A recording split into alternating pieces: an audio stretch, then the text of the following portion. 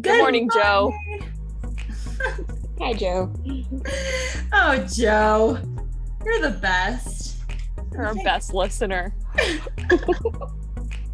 I met someone named Joe the other day. Now, anytime I meet someone named Joe, I'm like, are you our producer? Are you our one listener? Or we should just tell everyone we meet named Joe about our podcast. I agree. Cassie calls me Joe. Are you our Joe? Okay, so I was trying to find... It's funny because we grew up calling Johanna, and when we moved here, everyone was like, Joe, yo. It's like, I never thought to call you that. I know. I mean, Hanala, makes the most sense to me. Yeah. You guys call me Hana? I like when you call me Hana. Yeah, I call you Hana all the time, and I call my kids Hana. You call your kids Hana? I don't know why. Ever since I had Anders, I'm like, it's okay, Anders. And I don't know why. And then I did it. I hadn't done it in a long time. And then yesterday, I think it was yesterday, I said it to Kaylani. She was sitting at the table, and I was like, hey, hey, Kaylani. And Anders like, why did you say Han?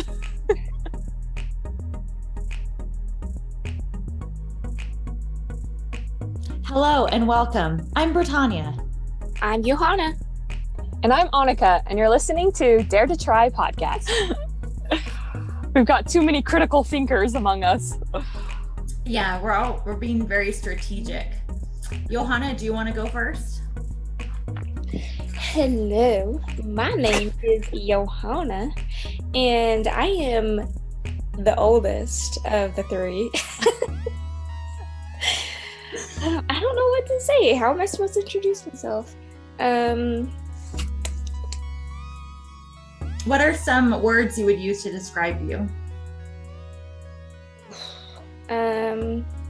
I love chick flicks. Absolutely love them. Thought you were gonna say chicken fillet. Chick-fil-A? Chicken fillet. I do know. Let's see, what else is there about me?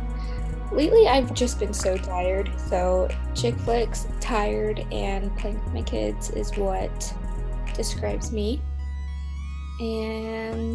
But I take pride in how awesome I am. So. You are, and you're a lacrosse coach, and you just created a lacrosse business, which was super cool. That is right. Oh, God. I'm still waking up. I am putting your defining statement as I take pride in how awesome I am. Different every day, sis. Okay, I am different every day. You are wonderful every day. Okay. What's your lacrosse business? Well, the main business is called Next Level Lacrosse, but I only created that so I could start a program called Northern Sevens, and it's a short, condensed version of the original lacrosse game. Yeah. That's so cool. Meaning 7 players. 7 players, 7v7 instead of 12v12. Cool. That's awesome. And you just had your first tournament in the beginning of this month? It was the whole month of September. And it was just games, just a little fall season for everyone, and it was super successful. And I take pride, once again, that I did not end up in the hole. Okay, Oh, good. Did you break even, or did you make a profit? Well, it kind of depends on how you look at it. So I was paying Caden to make our t-shirts, and so I just gave him the rest of the money I had to pay for it. So technically I broke even, but he and I share a bank account. So that money did go back to myself. That's impressive, though, that you were not significantly in the hole for the first time starting this business. I think what helped is that I didn't buy all the stuff and then asked people to sign up. I asked everybody to sign up months in advance. It's like, hey, these are the fees, and the price would slowly go up before the season started. And so people were sending me money, and I just used the money that they sent me to buy stuff. And if I didn't have the money, I didn't go buy it. Business 101.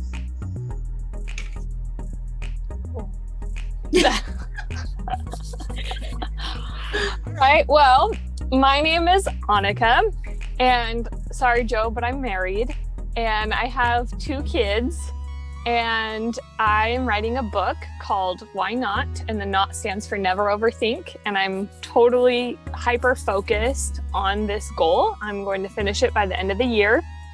And every time I sit down and write it, it's so cool. It's like the words are just flowing to me, and I'm being inspired every day of what to write about and what to research to put in my book. So it's been a really cool thing. You can find me on never.overthink on Instagram. Just a shameless plug there. And what else? I love ping pong. I don't know why. I'm good at ping pong. I'm fast. Did you beat me last time we played? Is that why you're saying that? I don't remember. I'm just kidding. You know what's funny? I say I love ping pong, but I actually don't play it very much. What's something I do more often? Dancing. I dance a lot. I'm really bad at dancing. No, you're good at dancing. You're not bad at dancing. You're just really good at like white girl dancing. Yeah. Okay. I'll take it. I like your dance moves in your Instagram post. And you're like, wait, what is she like? What is she like, Johanna? what? I'm not a dancer, okay?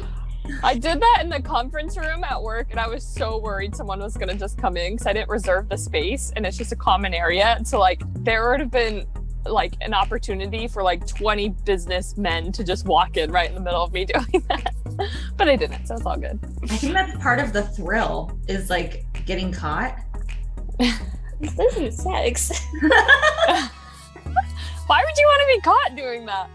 I don't want to be caught. The thrill for me is not getting caught. The thrill is not getting caught. I don't want to get caught, but I think there's this extra energy and excitement knowing I'm doing something that I shouldn't. Dirty. Not dirty, rebellious. Okay. So what's your name, girl? Okay, so my name is Bretagne Pullens. And I didn't do last name. Sorry, go on. Okay, actually, can we address this? I think it's incredibly important that we use our last names. Not just because we all have different last names, which is cool, but as women, we have often, when we introduce ourselves, we have often only been encouraged to introduce ourselves with our first names. Yet if you hear a man introduce himself, he almost always says his entire name. I think it's incredibly important for us to stand strong in who we are and say our entire name. So when I introduce myself, especially in business, I say, I'm Bretagne Pullens, and it's nice to meet you. And it's nice to meet you. So, Anike, what's your last name? Anike Wilder, the first and only in the whole world. In the whole world? I'm pretty sure. If you Google Anike Wilder, only I come up and like anime characters, because if you accidentally do my name wrong, it spells anime for some reason. Which is also scary, because if you type my name, you might see some nudie anime characters. Cool. So I need to Google Anike Wilder. That's awesome. Johanna, check this out. I looked up Anike, and the first thing that came up was AnikeWilder.com, empowering youth and young adults. Well, thank you. I do that too. I didn't mention that. That's But that awesome. wasn't DuckDuckGo, I want you to know. Yes, I prefer DuckDuckGo. You do. Because on Safari, it says Anike Wilder, billing manager at AccuFarm. Yeah, that's weird. Really? That's the first thing that comes up? I think they still have me listed as their website, and it has that on my LinkedIn too, but I'm not currently working there, so. Well. Cool, and it shows the Badass Warrior as your images. That's cool. That's way cool. That image is associated with your name. You're so Yeah. cool.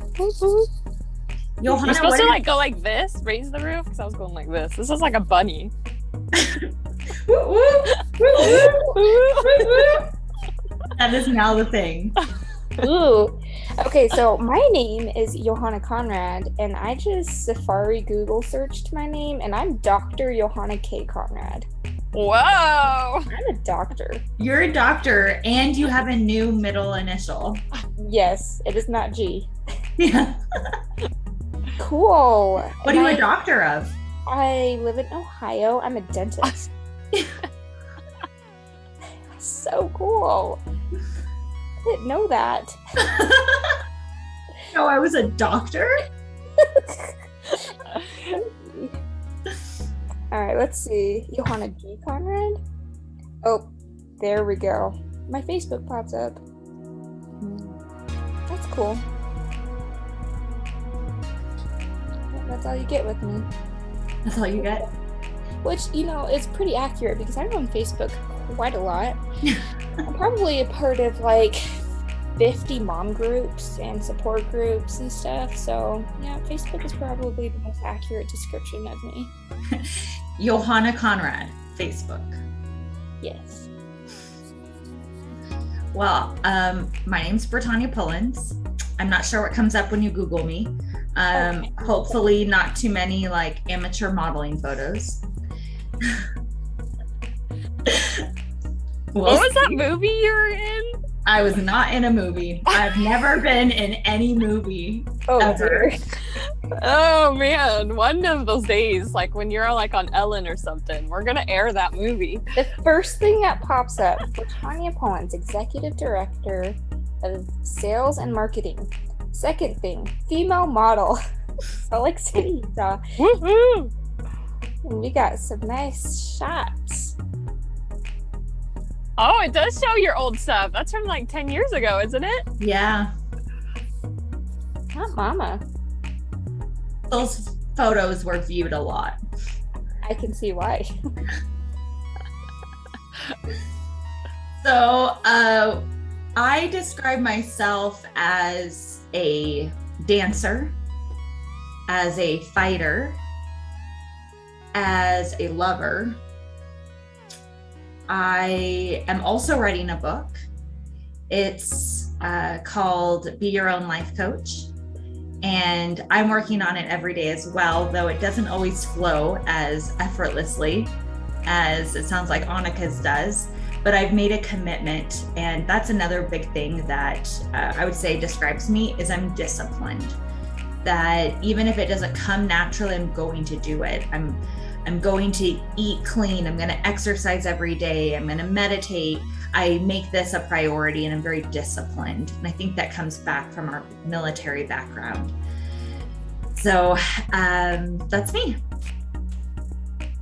So cool. Can't wait to read it. Thank you. Yeah, me too. So Anike, you had a challenge last time to come up with our dare, or was that Johanna?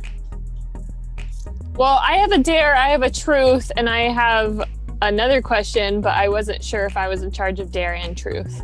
You're in charge of everything. I'm just the moderator. I'm just the model. I'm just the model, you guys. Just Google me. Google says it. Okay, so let's do. I think it would be important to ask what you've learned this week. I think that just should be always the same question, because I think we're always learning, and open to learning, and then the truth question will change from week to week. That's just my opinion. And the dare will change from week to week. We'll rotate who does the dare, because I probably will pick a dare that is not scary for me. And so it wouldn't be fair if I always did the dare, you know? Yeah. I love that. So every week we're going to introduce ourselves. Every week we're going to share what we learned. Every week we have a truth, and every week we share either the experience from the dare and or a new dare. Yeah. Experience and the new dare. Yeah.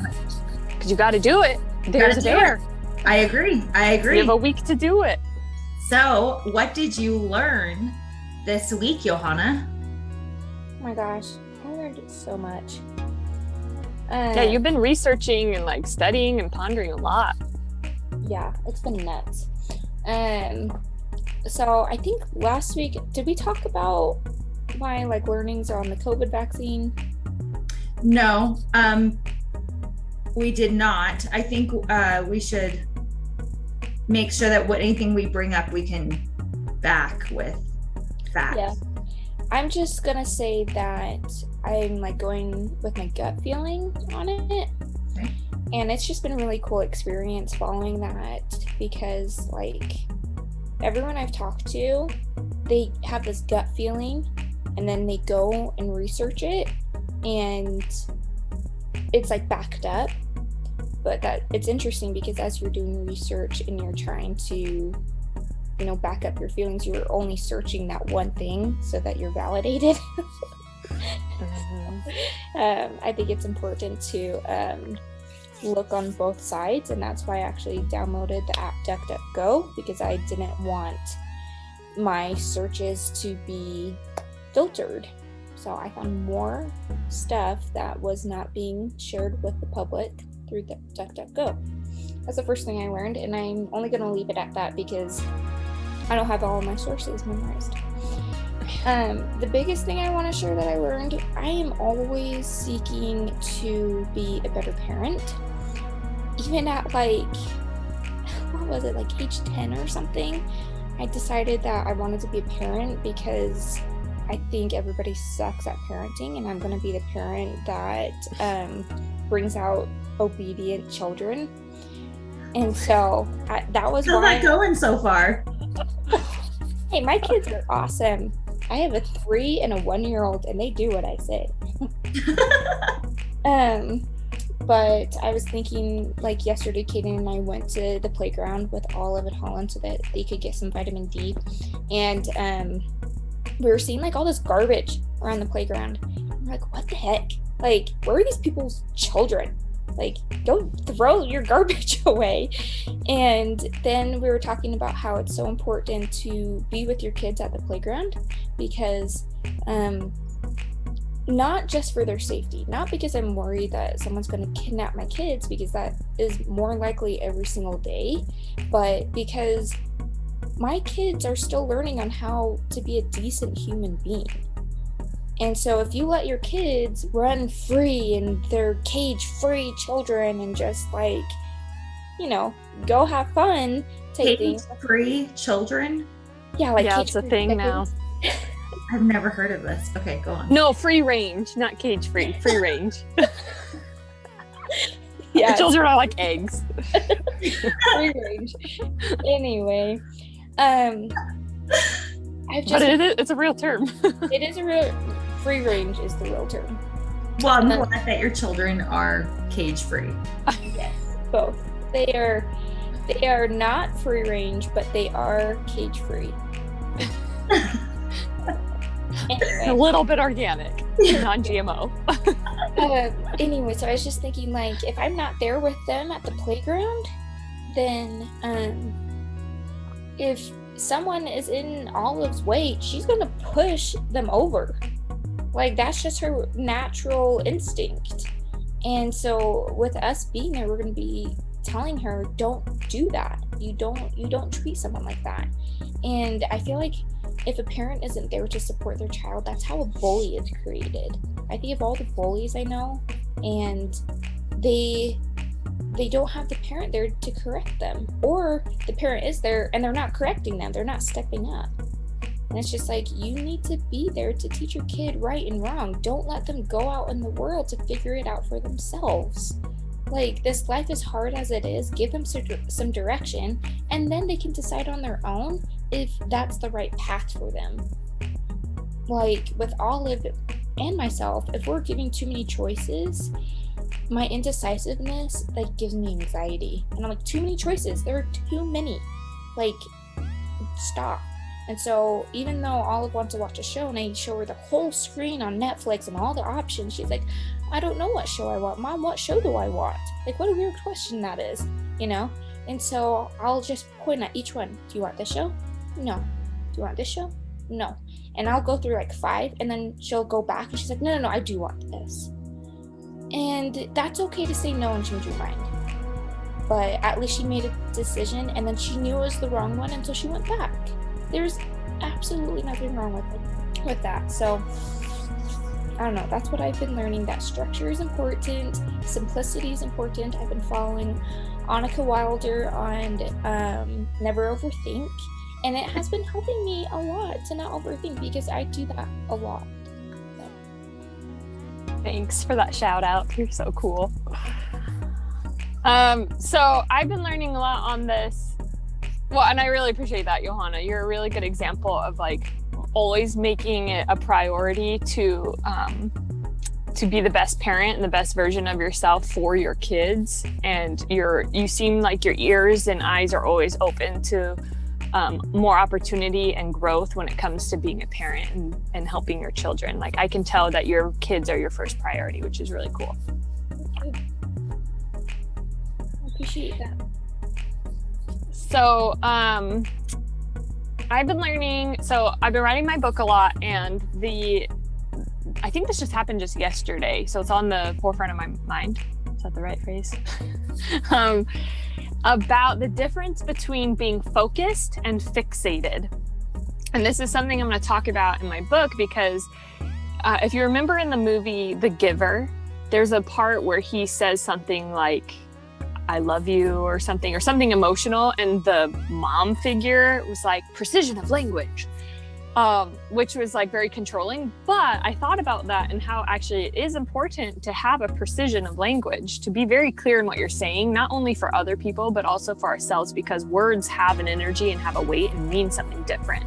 So focused is more about having an acute like concentration.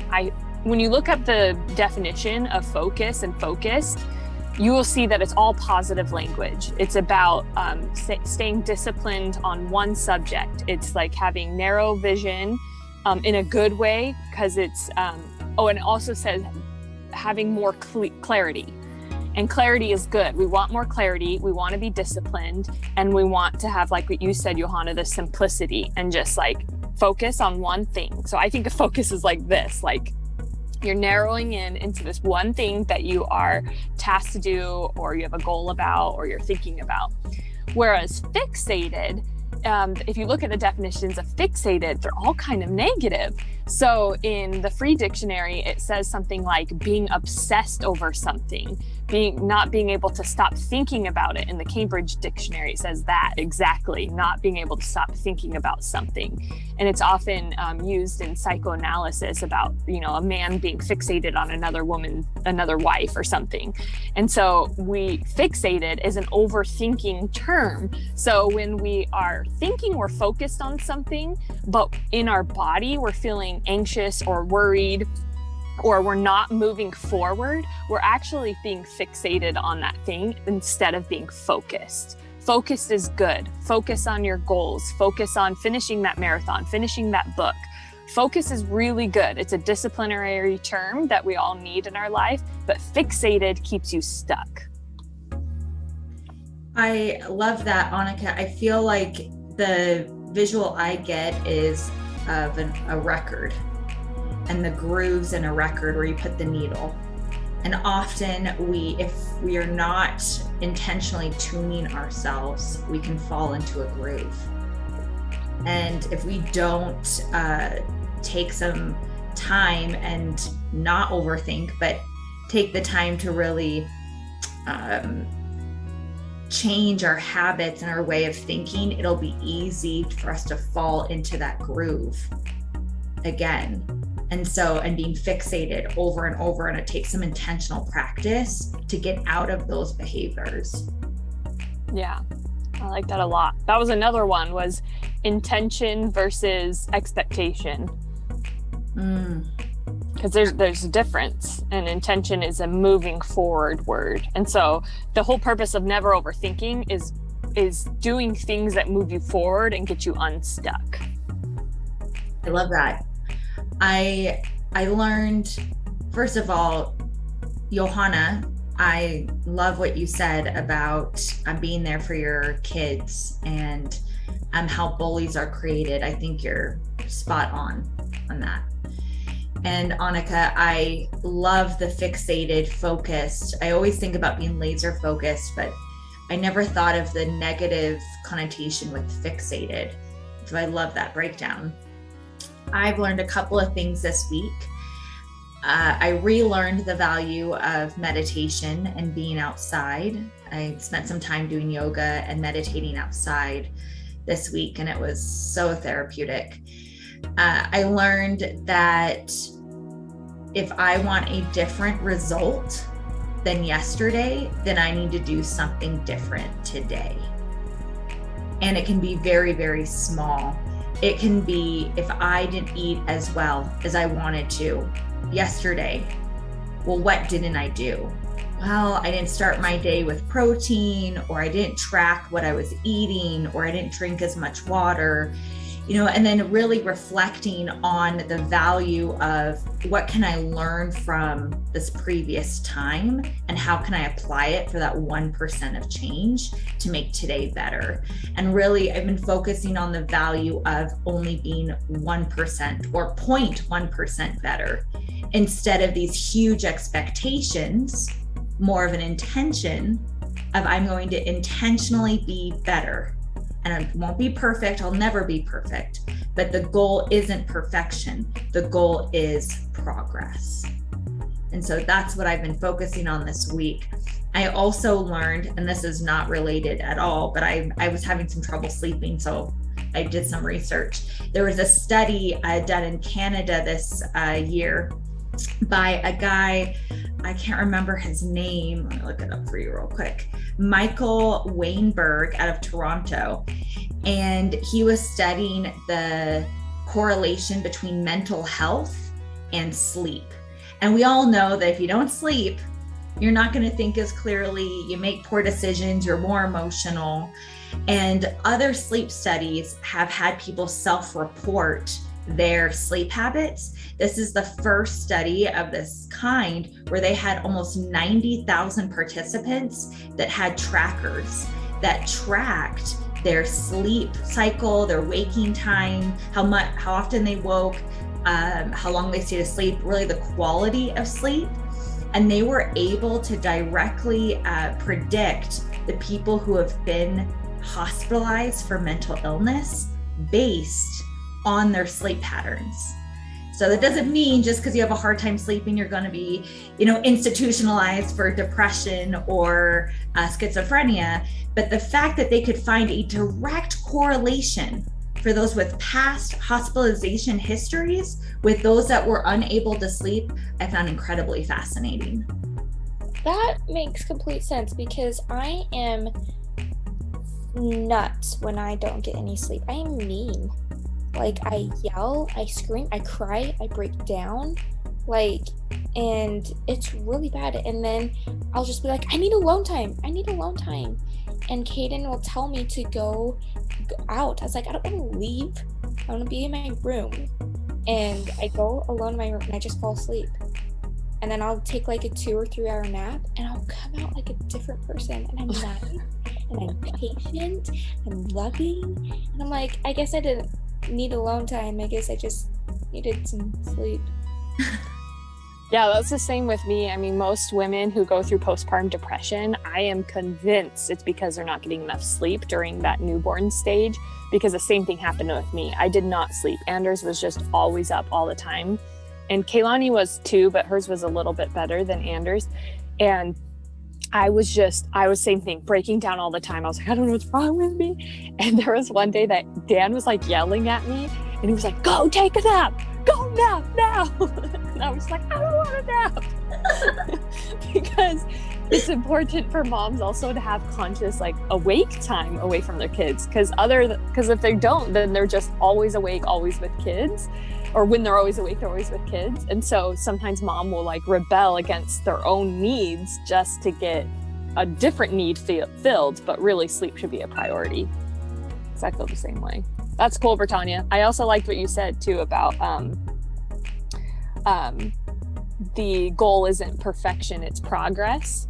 I feel like that could be a quote on your Instagram next, because it's a really, for one, I like the alliteration of protection and progress, or what was it? Perfection. Perfection and progress. And I just like it because if you really think of like the eternities and like the universe, like even if you're not a religious person, scientifically we know that the universe never stops. It just goes on and on and on and on. And so an energy never dies. And so whether you believe we go to heaven or not, like, or heaven, hell, whatever your belief system is, like our energy just never dies, because electricity never dies. I mean, we know that in science, that it has to go somewhere. It just transports. It doesn't go away, it just transports. And so when you think of the universe, our energy will just be like moving forever, going on and on and on and on. So how can we have a destination of perfection if you're never going to stop? There is no real destination, right? I mean, maybe it's like people can comment if they have different knowledge, but that's my understanding, that the universe just goes on and on and on. And even for the religious people who believe in heaven might be a destination, but if it is a destination like another planet or another dimension, our planets are still always moving in space. So it's still the same principle. I love that. I love that you broke that down. I quoted you on that. How can the destination of perfection, how can you have a destination of perfection if you are never going to stop?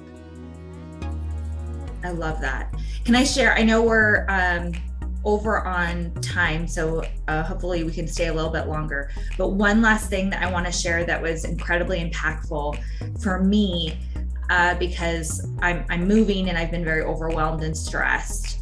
And Jason and I had a disagreement, and I was quite upset about it and emotional, and it was a very petty little disagreement, but it seemed like the end of the world. And I just remember thinking, you don't amputate the arm for a scratch. You don't cut it off just because you have a tiny flesh wound. And often I feel like Python? Yes. It's just a flesh wound. Your arm is off. I'm all right. Get over here, I'm going to bite your bloody legs off. What are you going to do? Bleed on me?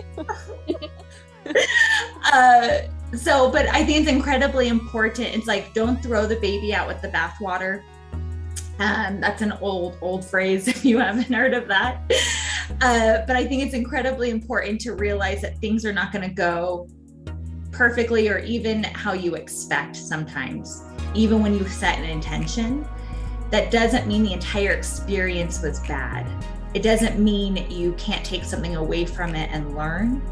And it doesn't have to define your existence. So I just wanted to share that because that was incredibly impactful to me this week. I love that, because people will do that with like their diets or something. They'll be like super strict about a diet and then eat cake and be like, I ruined my whole diet.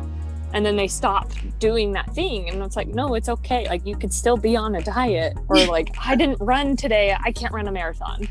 And so it's like they had a little scratch or a little mistake or a hiccup or whatever, and they're like just throwing out the whole thing.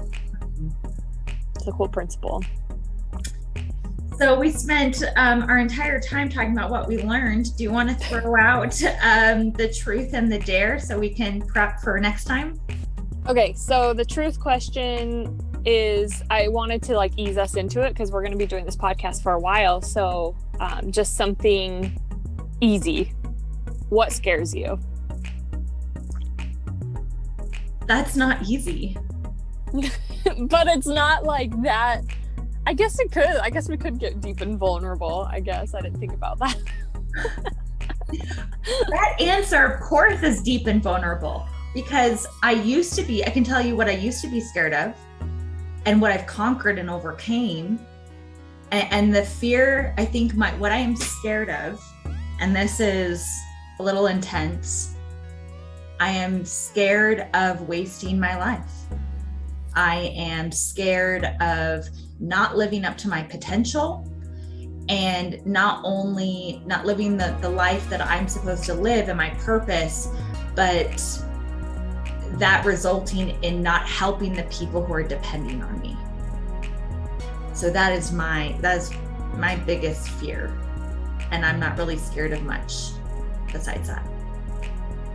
So not like that is deep, but you're not scared of like other things like Spiders.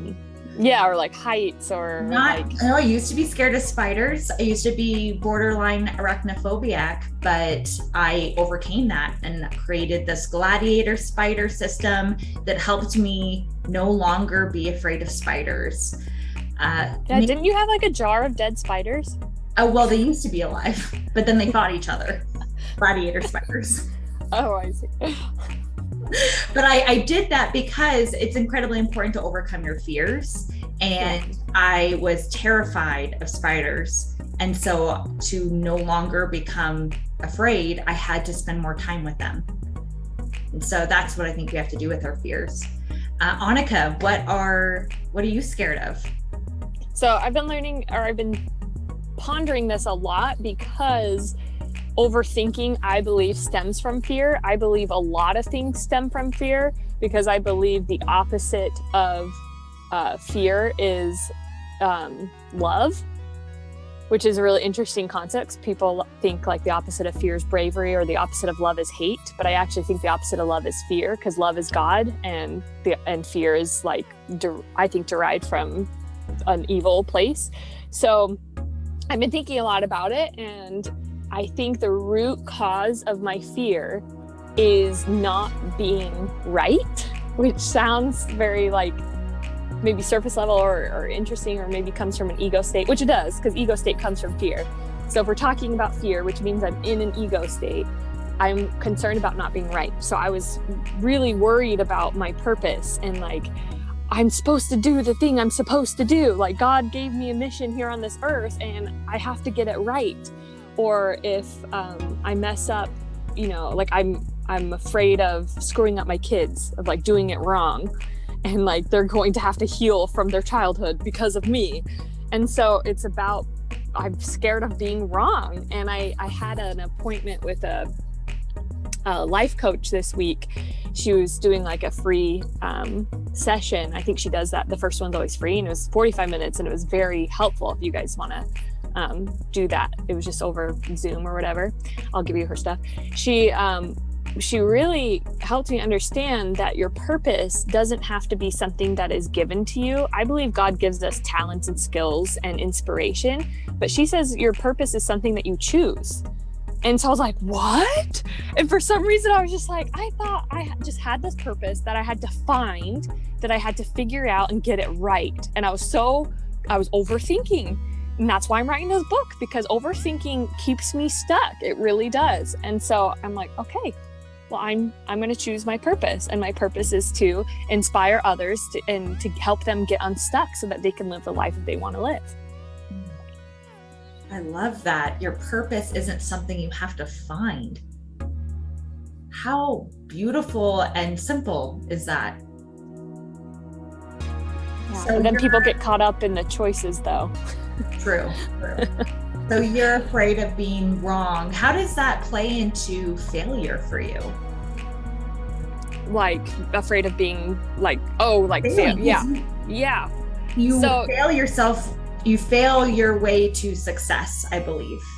So logically, I understand that for sure. I gave a whole speech in college about failure is inevitable. And Michael Jordan got cut from his basketball team, and it took 1,000 prototypes until we had the light bulb. Like, I know failure is inevitable. I know that logically, But subconsciously, which is where our overthinking comes from, is in the middle part of our brain, because our conscious is up here. Our middle part of our brain, the limbic system, is what actually rules us, and it stems from things from our epigenetics that are passed down from our families or things that we learned as a child. And so some people in our family have a lot of fear as well.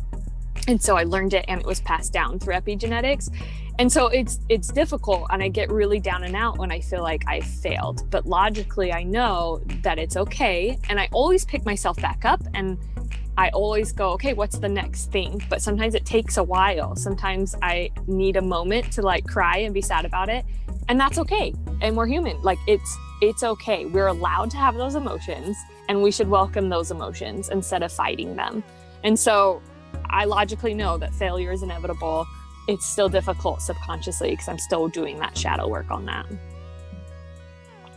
We'll have to get into what shadow work is on another next time.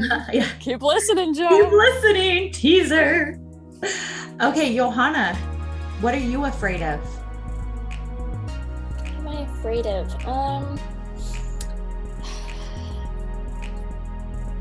I think my biggest fear, honestly, was like losing my family, losing my kids, my husband. I don't want anyone to die. Like, I want to go through this life with them. I know that life is eternal, and I believe that we'll be in the heavens after this, but this life is a long life.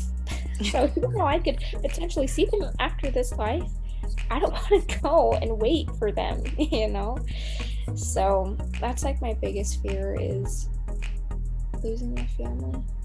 Is it the actual losing of them? Like, it's sad that they died for whatever reason, or is it the fear of being alone? That's a good question. I don't know. I just miss them. I think that's a very common fear. So like, you're not alone in that. I think a lot of people have that. I have that. When I start thinking of Dan dying, I'll start crying when I get stuck in the overthinking trap. So I totally get that for sure. You're not alone in that. You are not alone. I'll take it a step further. Not only do I get upset imagining if Jason passed away, but I will go through these exercises of practicing dealing with that emotion. Like, okay. Which is grief. It's grief. Exactly. So I'll go, okay, he's not here. What are you going to do? And it's, for me, maybe it's unhealthy. I'm not a psychologist. I don't know. But for me, it helps me be okay for the things that I cannot control. And it helps me appreciate the moments that I have by visiting grief momentarily and then coming back. Yeah, I think Brooke, is her name Brooke, who created the life coach school? Castillo? Yeah, Brooke Castillo. She mentioned that. She said to, like, when you're having marital issues or relationship issues, to like imagine what it'd be like if your partner was gone, and then you start realizing how grateful you are for them. Because when someone dies, like, the funerals are never like, oh, they were so mean, they did all of this. Funerals are like wonderful, which just sounds really weird and twisted, but I love attending funerals because it's the most positive things you could ever say about one person.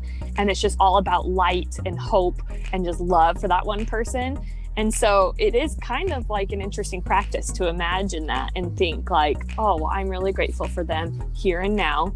And I think it's not a problem to like practice what would I do if they weren't here type of thing. I think that's good. I mean, kind of like what you're saying, like if we fail, like we have this fear of if we're going to fail at something, what's going to happen. But like, why do we ultimately fear? I mean, my natural personality is, if you fall, get back up. If you messed up, you're going to figure it out. Like, it all comes together. It always comes together. So why in the beginning am I fearing? Like, okay, so what if I get a horrible haircut or my hair gets dyed green? I can rock that. It's not what I wanted. And it's not permanent, And so it's just like, I don't know, like you have to roll with the punches, and I think it's important to, like, if you fall, sometimes it's good to laugh at yourself, you know. I don't know, but with like losing someone, it's hard. Like, I don't want to lose them, and I'm afraid of losing them, but I would live a great life still. You know, I am really good at figuring things out. So, and we are resilient. We are resilient. Speaking of, Johanna, is your hair darker? it is. I went dark. It looks wonderful. Thank you. I need to style it, but I went darker. Looks great. And we all have very dark hair. Okay, you ready for your dare? Do it. For this week, you have a week to do it. So before next podcast time. Okay. Johanna, you look scared. Johanna's over here like, it's fine, it's not permanent. And she's like, oh no, it's a dare. She's like bracing herself. I also didn't want to do something too challenging for our first one either, but I think this will be really good.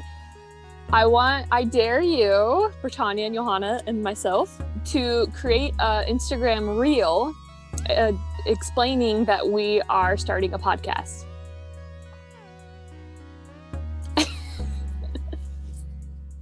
Oh gosh. So I've been experimenting with reels, if you haven't noticed, and I think they're fun. And I think we just started this podcast. We've been thinking about it for I feel like years, and we finally let's just do it. And so why not also start telling people about it too? We don't have to have a link ready for them to listen, but we can just start getting it out there, because I believe the more times you tell people about it, the better it is, because it's like claiming it to the universe, like I am doing this, and it will start. I don't know, it's good to let people know. Okay. I love this because you're absolutely right. We need to manifest what we want, and if we cower in the shadows instead of sing this wonderful experience and what we're trying to create here, then what are we doing? If we don't believe that this is exciting and impactful and fun, then why are we doing it? Yeah. Okay, are you ready? Are you ready for this? Are you doing it right now? I bet I am. Hello, I am doing a podcast with my sisters. Look at us go. Bretagne, say something. Something. Hey, we're starting our very own podcast as Sisterhood. What are we called, sisters? Dare to try. Whoop, whoop, go us. This is our first dare. This is our first dare to make a reel, and I don't know how to make a reel, so we're going to figure this out together. We did it. Good job. That was easy. You already did it. But my looks so gross, so I'm gonna have to do some editing and cropping and make it look a little more presentable. Yeah, play with it, but I mean, you could always do another one. You could do as many reels as you want, but reels is where it's at. That's where you will get seen. And I don't think either of you have done reels yet.